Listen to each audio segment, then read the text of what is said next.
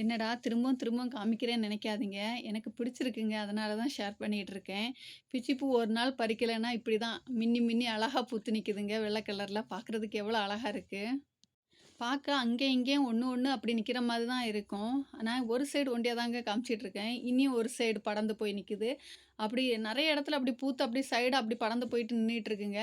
ஒரு நாள் பறிக்காதனால இவ்வளோ பூ பூத்துருச்சு. சரி காலம தண்ணி ஊத்த போனோனே, அந்த பூவோட வெள்ள நிறத்த பார்த்தோன்னே நல்லா ஃப்ரெஷ்ஷா இருக்கு பறிச்சுட்டு வந்துடலான்னு சொல்லிட்டு, அங்க கடந்த ஒரு தெர்மாக்கோல் பாக்ஸ் உடைஞ்சு செடி நட்டுட்டு இருந்த தெர்மாக்கோல் பாக்ஸ் தாங்க. எதுவும் இல்லைன்னு சொல்லிட்டு அதில பறிச்சு போட்டு எடுத்துட்டு வந்தேங்க. பார்க்குறதுக்கு எப்படி இருக்குது பாருங்களேன். எதுவும் கசங்க எதுவும் இல்லைங்க. சூப்பரா ஆனால் மனம் கொஞ்சம் கம்மியா இருக்கும். மொட்டா விரியக்கூடிய டைம் நல்லா வாசனையா இருக்கும். விரிஞ்சதுக்கப்புறம் மனம் கொஞ்சம் கம்மியா இருக்கும். சரி இருந்த பூவெல்லாம் பறிச்சுட்டு வந்துட்டேன். வந்துட்டு எனக்கு கெட்டக்குள்ள டைம் இல்ல. ஏன்னா காலையிலலாம் பறிச்சுட்டு வந்தேன்.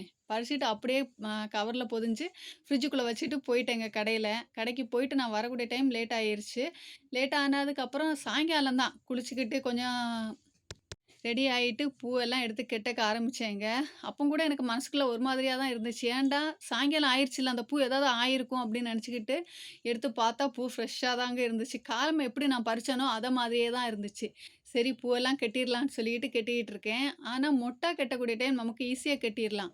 பூவா கட்டக்கூடிய டைம் கொஞ்சம் கஷ்டமா இருக்கும். ஆனாலும் பரவாயில்லன்னு சொல்லிட்டு மெதுவா கட்டினேன். ஏன்னா விரிஞ்ச பூவாயிருச்சே, நம்ம இருத்தி ஸ்பீடா கட்டக்கூடிய டைம் கசங்கிரும். அதனால மெதுவா கட்டிக்கிட்டு இருக்கேன். மாடி தோட்டம் வச்சு இவ்வளோ பூ கிடைச்சதுக்கே எனக்கு இவ்வளோ சந்தோஷமா இருக்கு.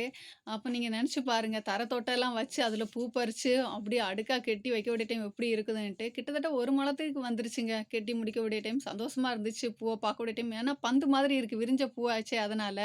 அதோட வாசனையும் எனக்கு அது பிடிச்சுக்கிட்டு லைட்டா இருந்தா கூட அதோட வாசனை எனக்கு ரொம்ப பிடிக்குங்க. கெட்டி முடிஞ்ச பிறகு இந்த அளவுக்கு இருந்துச்சுங்க.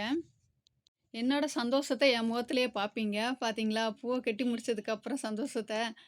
மாடி தோட்டம் ஆனாலும் 1, 2 பூ பறிக்கிறதுலயே அவ்வளோ சந்தோஷமா இருக்கு. இவ்வளோ பூ பறிச்சு நான் கெட்டக்கூடிய டைம் எனக்கு அவ்வளோ சந்தோஷமா இருந்துச்சுங்க.